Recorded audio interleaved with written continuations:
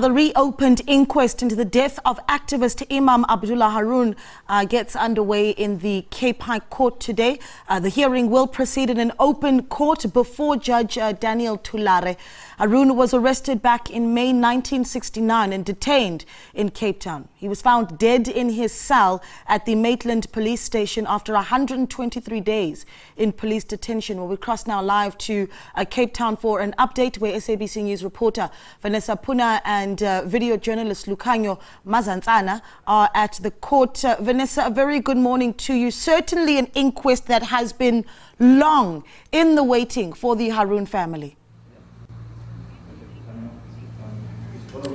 Yes, good morning to you. And indeed, it has been some 53 years since the Imam died in police custody in 1969. And just doing some interviews with his family over this time, I remember in June this year, when Judge Thulare was appointed to oversee this inquest, I spoke to both the son and daughter of Imam Haron, and they were telling me that at one point they had almost lost faith in the system to finally uncover what exactly happened to their father. I mean, I remember Fatima, his daughter, telling me that when her father's body came home, he had something like 26 injuries and wounds. And of course, the state at the time's contention that Imam had fallen down a flight of stairs had never been accepted by his family and activists in the anti-apartheid struggle. But I'm joined now by a relative and nephew of the Haron family, Khalid Shamus, and he's going to explain to us what exactly this reopened inquest means to his family. Khalid, a very warm good morning to you.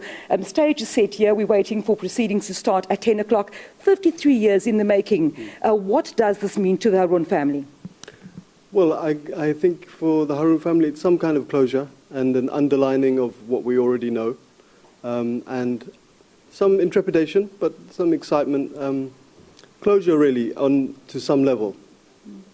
You say trepidation. Why is this so? I know that when I spoke to your family members earlier, they were saying they never thought that, they've lost sort of faith in the system. But here we are before a high court, a reopened inquest, albeit 50-odd years later. Why the trepidation?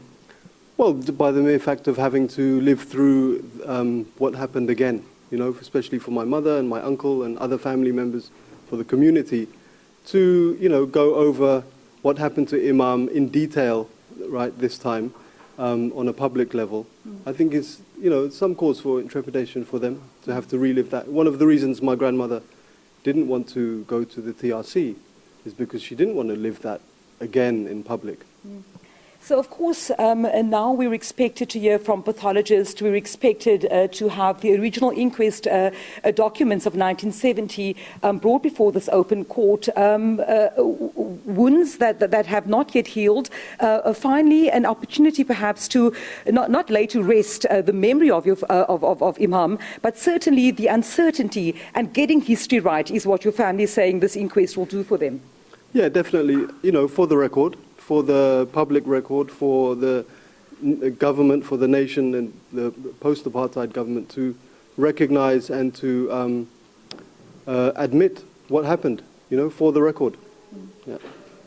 Thank you so much for speaking to us, Khalid Shamus. Of course, he is a relative and nephew of the Haron family. And just setting the stage here for us, there are some members of the community, some imams that I see that we've had the honor of chatting to and so forth in the community over time. And of course, behind me, still empty, the judge's chair, his seat. He'll take that in at around 10 o'clock this morning. We also do expect that later on this week, I think it's tomorrow, an in-loco inspection will be taking place at, among others, Cape Town Central and Maitland Police Stations. Of course, the sites where Imam was held excommunicado for 123 days. And of course, that where, according to the apartheid government at the time, he fell down a flight of stairs. Of course, the family looking forward to having a truer version of history unearthed here during this inquest taking place at the High Court in Cape Town from today until the 14th of this month.